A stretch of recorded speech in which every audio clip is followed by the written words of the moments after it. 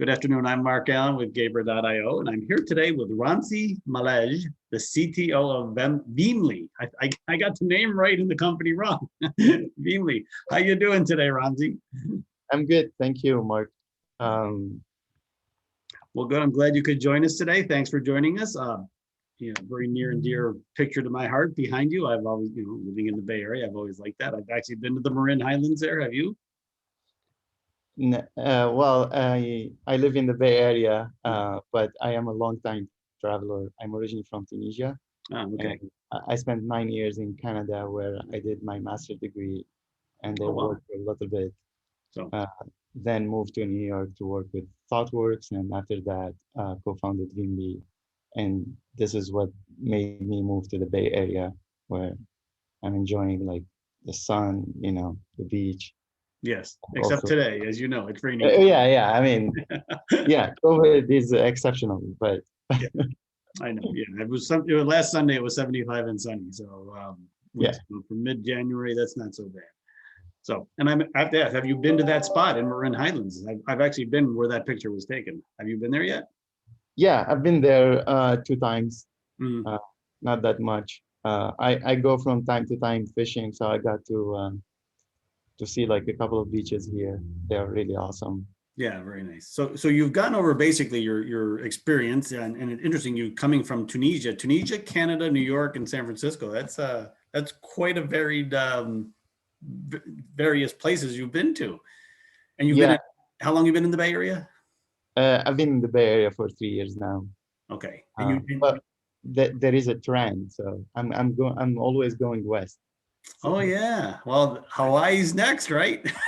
Yeah, Hawaii and then Japan, maybe. Yeah, that's way west. So I'm assuming you came to the Bay Area to start Veamly. So why don't you tell us what Veamly's about, what you do, who your typical customer is, things like that? Sure. So Veamly is a platform that's intended for engineers to help them with all the communication aspect and also understand how they are spending their time on a daily basis. So engineers would go on the platform, connect all the applications they are using, and Veamly will process all the incoming messages, prioritize them for them in a couple of buckets, like first one, for example, that requires actions from them. Second one, what requires attention. And the third one is more and less like less important stuff. The idea, we came up with the idea because we realized that engineers are like the most expensive resource at each company. And whenever like they lose focus because of distractions, they have to spend up to 30 minutes to get back. And we want to fix this problem by killing notifications, having a platform that will be an assistant to help them process all their notifications or incoming collaboration events. So this way they can focus on their work, they can get stuff done. And also we offer insights to product managers and team managers in general about how their people are doing. Are they working like late hours, or how much time are they spending on collaboration versus doing actual work? And this is mostly to help managers and understand like the team dynamic and find spots where they can improve the team and take it to the next level. It's not like intended to be a monitoring tool or productivity check, but more of how we can increase the team performance and take it to the next level. It sounds like it's a tool that helps you understand really what's going on with your engineers so that you can help them be more. Yeah, absolutely. Yeah. There is a misconception that as an engineer, you would like be programming 8 hours, like the whole 8 hours, but it doesn't work like that. No. You have emails to answer, probably you have to answer customers, you have to collaborate on design documents and all that stuff. And and all these activities are not captured and is not measurable like as of today. Yeah. So the idea is we measure these activities and we provide insights to the managers and to the individuals as well. Yeah, well, being a developer myself, I certainly understand what you're talking about. Just out of curiosity, are most of your customers like the company wants it for their engineers, or do you do a fair amount of business with digital nomads and people like that? So we have two uh, cohorts of people, Hmm. and we've mostly like getting these initial customers organically because Hmm. we spent a lot of time investing in content and Hmm. building communities. So we have engineers who actually want like a way to measure like their day, Hmm. how well they are doing.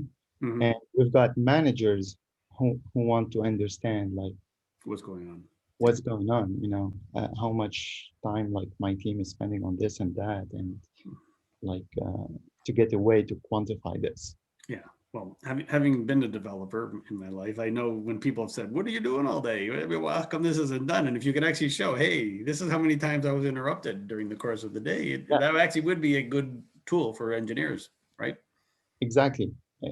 Especially that if you're like you're programming, it's gonna take you up to 13 minutes to get back Mhm. in.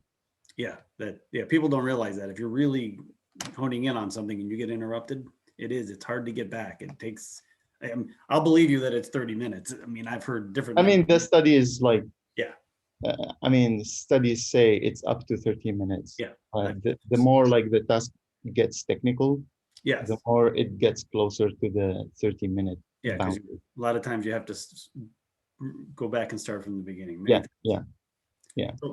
So you're in an interesting field here now on your product offering. Have to believe that the demand for your product went up when COVID hit. Is that true? That's true. With COVID, we've seen a shift towards like remote teams, and people like started talking about Zoom, what we call like Zoom fatigue, Hmm. being on meetings all the time, and it's hard. Like basically, you're getting like so many messages on Slack. How am I supposed to prioritize all this, incoming flow of information? So this helped us a lot, ironically, um, and thankfully for us. Hmm.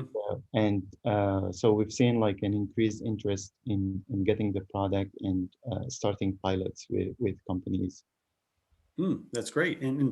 And before COVID, were you 100% remote company, or did you actually have offices that people came into? Since the inception of our company, we believed in remote. Uh, Myself, like as I used to work as a consultant for ThoughtWorks, Hmm. I used to travel, and on Friday I would work remote, and so I, I built like this culture as I'm gaining experience year over year. And also with Veamly, since we had limited financial resources, we had to tap into markets where the talent is more affordable. Hmm. And we kind of like were forced as well into the remote setup.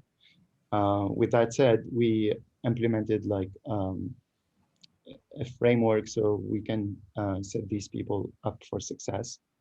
So when they join the company, they will have like one person to help them throughout the week, get them accustomed with the culture, and basically help them with everything they Hmm. need. So it's their go-to person, Hmm. and this person is there to support them, to help them with whatever this resource needs.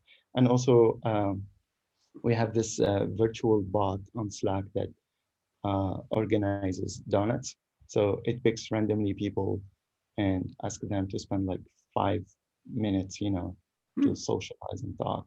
And this way we can bridge the gap. As at some point we used to have like 5 locations across the globe: Tunisia, France, San Francisco, Atlanta, and South Korea, Seoul. Hmm. So we had no choice other than building this framework so we can make all like these resources work together. Yeah. So curious about the virtual donut product. Is that part of your product offering, or is that something that your company uses internally? No, it's something our company uses internally. Have you Uh, thought of productizing it? it's not our software, Oh, okay. yeah, but we like this is more on Slack, but for the technical team, I used to have like a lunch and learn. Not I used to have it, we still have it, but depends on the priorities. But it's something that we put on the calendar, and each week someone has to volunteer to do it.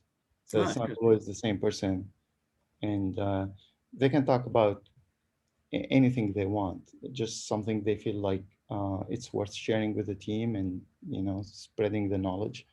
So they will volunteer, take the spot, and talk about it. Very cool. I like that idea. I think more companies should do that. Yeah, because it's interesting now that we're watching everybody on Zoom. We're getting a little view into their home life and their personal life. So it'd be nice to hear it. Actually, hear them say it. Right. Yeah, now like there is no boundary between work and Mm-hmm. home. So either like you strive to build this boundary yourself, and Mm-hmm. encourage people like even to create like a setup for work. So Yeah. you get to their room, okay, I'm gonna work now, I'm in this mood. Now you're done, basically go do some activities, exercise. As we are like advocating for this in our platform, we are also advocating this internally to get people into like the well-being as well, because sitting like the whole day in front Mm-hmm. of a computer is not a healthy routine, Right. unless you take like Right. breaks, and drink water, you walk for a little bit. Yeah. Mm-hmm. Yeah. No, I do it. It's funny too because I saw a joke that basically had a woman sitting at her desk at home, and she said, "Do I work from home or do I live at work?" And a lot of people I think are wondering that right now. Yeah, absolutely, absolutely. And it takes an effort, right? No Mhm. one is gonna like knock on your door and pull you from your chair to say, Mhm. "Oh, go walk." Yeah, you got to do it. Yeah, you gotta do it. I mean, people will tell you, will try to remind you. The tools are there as well to remind you, but it takes like Yeah. basically your own determination, right? Yeah. So at this point, I usually ask customers, what do you think is the future of remote employment? I think we're both bullish on that. But the other question I say is, what do you think could be done differently to make it more effective? I think I know what you're going to say about that, since you have a product that actually does make remote work more effective. True. Yeah, I think what we're building falls like in this trend, and also in order to make it like more effective, we need to think of the human capital we have, right? Hmm. These are not just resources, out there. So you need to cultivate like the sense of uh, that they belong, to an entity. Hmm. They are not like in the middle of nowhere, Hmm. and they have like colleagues at work who are there, to help them succeed as well. Hmm. So all of these challenges that we know, and we had like this bias in the past, oh, it's not going to work, how is it possible like to have people who are like 3,000 kilometers away, Hmm. work together. But now we have all these tools, so we can meet virtually. There are like even other products that will create this virtual space for you, like to socialize. Hmm. And you just we just need to capitalize on this, and also like leverage platforms where basically you have an understanding, right, of what's going on and how your team is doing. Like if I think it's useful to know like if like this person has been working the whole day Hmm. without moving in front of the computer, like as a That's manager, you would like at that's not least tell healthy. them, Yeah. this is not healthy for you, just take a break, it's fine. Yeah. I agree with you. So well. Ramzi, being a developer, a former developer and a development manager, I actually see a lot of value in your product offering. I think I'm actually hoping it is adopted by more people because I think it's needed. And I can see it being modified slightly to help even other verticals and other types of workers, because I think it's true of everybody now that's working remotely, that they need to know better what's really going on now that we're all separated except for by Zoom and Yeah, Slack. absolutely. Like we use like, to go to a room to talk, to work on a design. Mhm. Now, this is not possible. We can do it virtually, and we can even like talk about designing like a feature on Slack, but this has to be measured, and surface somehow, right? Yeah. And there are also like, you want to also have this kind of collaboration, virtual collaboration, recorded in a format that's usable. Mhm. So I think it's going to open up like a lot of opportunities for startups to build products that will help, with this remote setup. And Yeah, Zoom and Slack is just the start. I would agree with you. Well, Ramzi, I want to thank you for your time today. I know it's late out here on the West Coast, and the weekend is coming, and hopefully we get a nice, beautiful sun. That's a sunrise picture like that coming up. I hear it's going to rain. Um, Thank you. Hopefully. Yeah, thank you for your time, and I hope you have a great 2021. Sure. Thank you so much for having me. It's been a pleasure. And I wish you a wonderful 2021. Thank you.